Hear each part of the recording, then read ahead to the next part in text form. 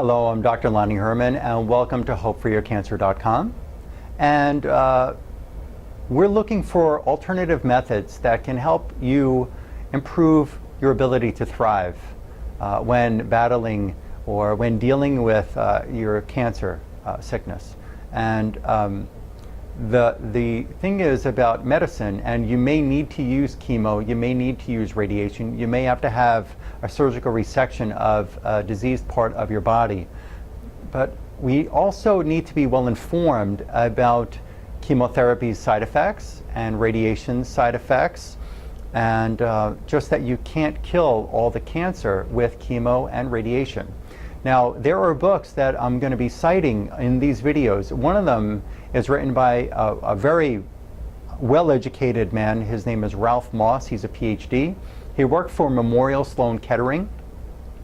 There's another book that's an oncology prescription book that's a little handbook to share with us what is going on with these side effects with chemotherapy.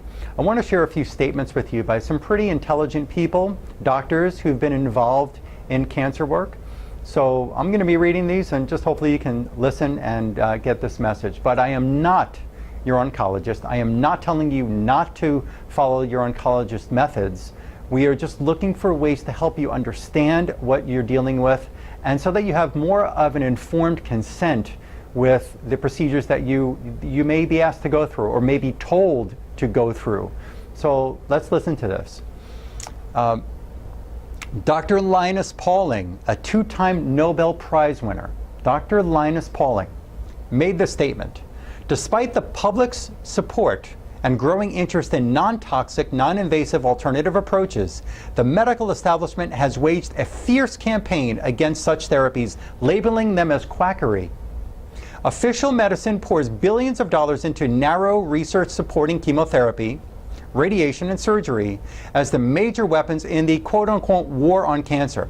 That war has been a total failure in slowing the death rate. He went on to say that everyone should know that the war on cancer is largely a fraud. That's Dr. Linus Pauling made that statement. I didn't say that. I just want to help you hear more information so that you can make more informed decisions. Another Nobel Prize winner, Dr. James Watson, co-discoverer of the DNA double helix. Co-discoverer of DNA double helix. Pretty smart guy. Put the matter more bluntly. Watson served for 2 years on the National Cancer Advisory Board. He was asked in 1975 what he thought of the National Cancer Program, and he promptly replied, "It's a bunch of shit." That was his statement. That's not mine, that's his. Radiation. Here's more cited statements. The majority of cancers cannot be cured by radiation because the dose of X-rays required to kill all the cancer cells would also kill the patient. You can't radiate the body and expect it to leave your healthy cells healthy and not burn tissue. You can't expect that to happen. This statement was made by Professor John Cairns, Harvard University School of Public Health in 1985. Harvard University. Radiation. Here's another statement. Dr. Lucien Israel, consultant to the National Cancer Institute, said in 1978, and the same methods are used now. Chemo, radiation, and surgery were used in 78, in 88, in 98, in 2008. This is 2012, and it's the same procedure. Dr. Lucien Israel, consultant to the National Cancer Institute, said in 1978 that people who undergo radiation therapy are more likely to have their cancer metastasize to other sites.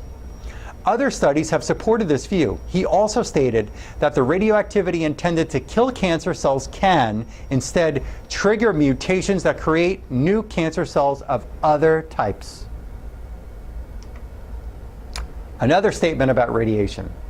Dr. Robert R. Jones in 1980, he made this statement: many radiation complications do not occur for several years after treatment, giving the therapist and the patient a false sense of security for a year or two following the therapy. The bone marrow in which blood cells are made is largely obliterated in the field of irradiation. This is an irreversible effect. We have to have our immune system functioning at its greatest capacity and greatest balance to be able to help us eat up these cancer cells. The statement just said, the bone marrow in which blood cells are made is largely obliterated in the field of irradiation. How can you strengthen your immune system when you're burning those cells up? Chemotherapy, another statement. Most cancer patients in this country die of chemotherapy.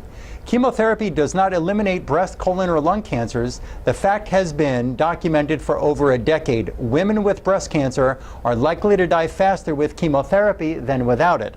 This statement was made by Dr. Alan Levin, professor of immunology in the University of California Medical School in 1987. I didn't make that statement. I'm sharing with you research that I'm doing here. Chemotherapy. Ulrich, I'm sorry, I don't know how to properly pronounce his name, so I'm going to say Abel, if it's not Abel. Ulrich Abel or Abel, PhD, of West Germany, did a comprehensive study on chemotherapy. In 1990, he wrote, quote, unquote, "There is no evidence for the vast majority of cancers that treatment with these drugs exerts any positive influence on survival or quality of life in patients with advanced disease." Let me read that statement again.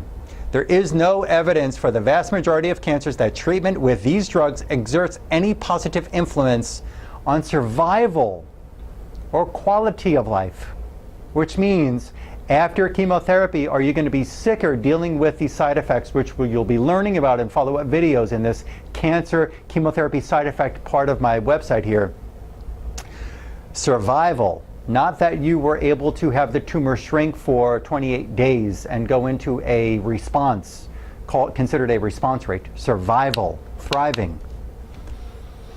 He stated that although chemotherapy does shrink tumors initially in many patients, unfortunately this does not prolong survival because the cancer usually returned, often more aggressively than at first.